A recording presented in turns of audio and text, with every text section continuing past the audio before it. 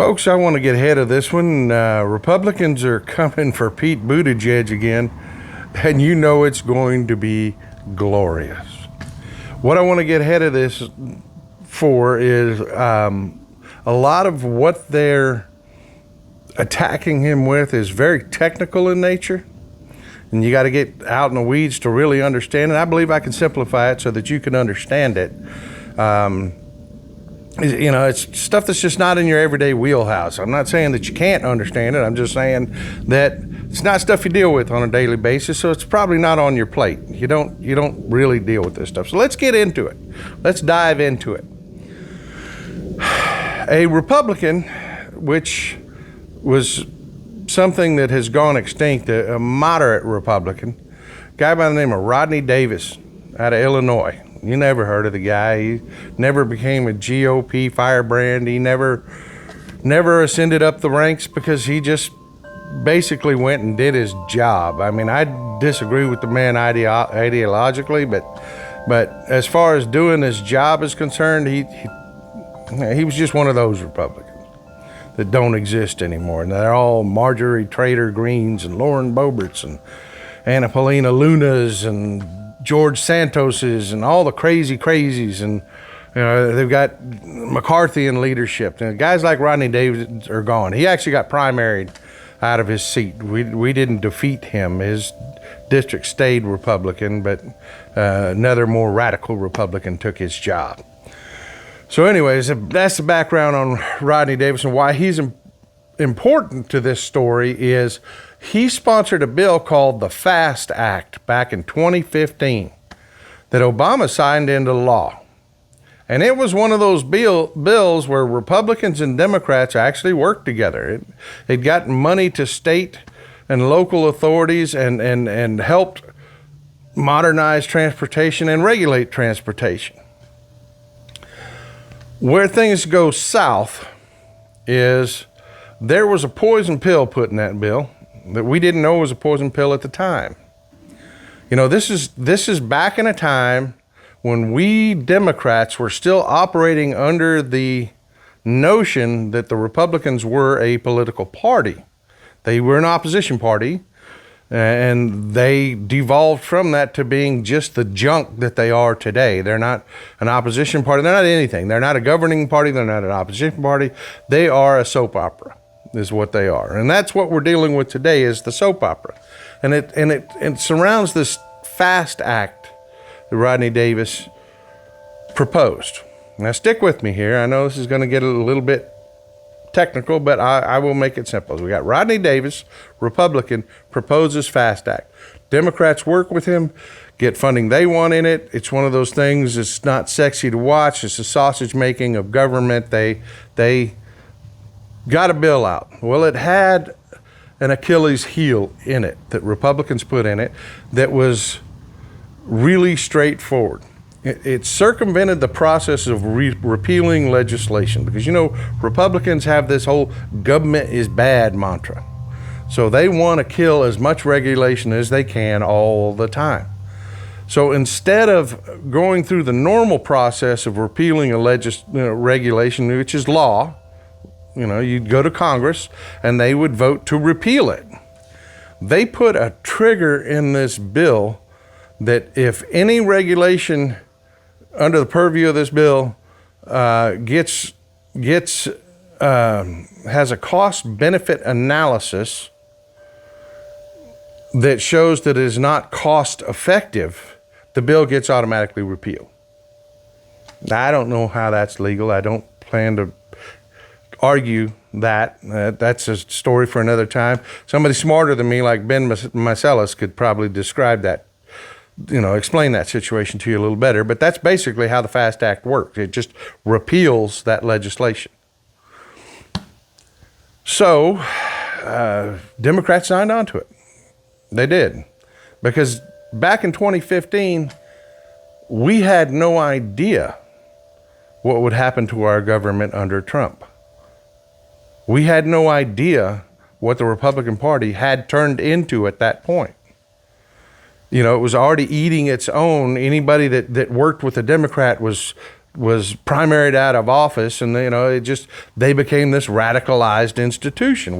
We failed to see that happening and before our eyes at that time. So President Obama signed this bill into law. Where it comes into this train wreck that they are trying to blame on Pete Buttigieg, if you don't know, there was a train wreck up in Ohio. Some rail cars carrying acrylate and vinyl chloride gas derailed. And those things are deadly. They are deadly. And they've been cleaning that mess up. They're cleaning that mess up today. Republicans are coming at Pete Buttigieg, blaming him for not reinstituting, now follow me here, not reinstituting a regulation that the Trump administration used the FAST Act's poison pill to repeal, which might have helped in this crash. Now, did you understand me there? The Trump administration used its DOT because rail transportation companies were throwing a lot of campaign contributions at them. It was pretty evenly split for a long time, but, the Republicans wanted more of that juice, man. They wanted more of those donations, so they agreed to do a cost-benefit analysis using the data that the train companies provided them, and they declared that a device called an ECP, it's not real complicated, folks. It's an electronically controlled pneumatic brake. What that means is it's a brake system when pressurized pulls the brakes off the drums, the surface that they stop. And if it ever loses pressure, it automatically applies. It's the same braking system that are in big trucks. So if there's ever a catastrophic failure or any kind of wreck, all the cars that lose pneumatic pressure will slam on the brakes and stop the train and keep it from becoming a huge pileup. So transportation companies don't like that regulation. They're not cheap. They're not cheap. Rail cars aren't easy to do brake jobs on, folks. They're not. They don't want to do this. So they presented a cost-benefit data for a cost-benefit analysis to the Trump administration. And the Trump administration did it, and through the FAST Act, had the regulation repealed that required cars carrying certain kinds of chemicals to have these ECP systems on it. And this is where it gets a little complicated, folks. The problem with the accusations that Republicans are levying at Pete Buttigieg, they're doing it in a little bullet point. Pete Buttigieg caused train wreck because he didn't reapply legislation signed by Obama. They totally leave Trump out of it. They totally leave, the FAST Act out of it. They totally leave how we got here out of it and just blame Pete Buttigieg, which is bullshit. I mean, it's just bullshit. Pete Buttigieg is part of the administration. He cannot just create legislation, which this FAST Act repeals regulation. I repeals legislation. Pete Buttigieg cannot willy-nilly rewrite that legislation and put it back in place. That has to go through Congress. And guess who in Congress would not allow that to happen? That's right, folks, the Republicans. They are taking their failure and trying to paste it onto Pete Buttigieg. So let me run through this one more time. You've got the FAST Act, which came from the Republicans, that repealed a regulation that increased the safety of rail cars during the Trump administration. The Trump administration, to appease these companies and increase donations to Republicans, repealed this regulation that these transportation companies wanted repealed because it cost them money. They are now blaming that on Pete Buttigieg in a perfect little bullet points saying Pete Buttigieg didn't reapply Obama-era regulation, therefore this train wreck is his fault, which is bullshit, because it's even worse than what I just explained to you. Not only is it their fault that that regulation was repealed, these two gases would not have been regulated under that regulation, because like I said, it specifically applied to only certain types of chemicals. You know, like gasoline would have, a car full of gasoline or a car full of oil would fall under these regulations and have to have ECP braking systems. Before the Republicans' little poison pill and the FAST Act repealed it, those are the kind of chemicals that would. I'm sorry, folks, vinyl chloride would not have been covered. These chemicals just would not have been covered. So it's a completely false allegation to begin with. That regulation would not have applied in this situation. So what have we learned? We cannot deal with Republicans this way. We cannot make deals with Republicans. We must overrun them. We must run them out of office. We must do what we have to do. You know, they gerrymander Texas and Florida and all their red states to the maximum.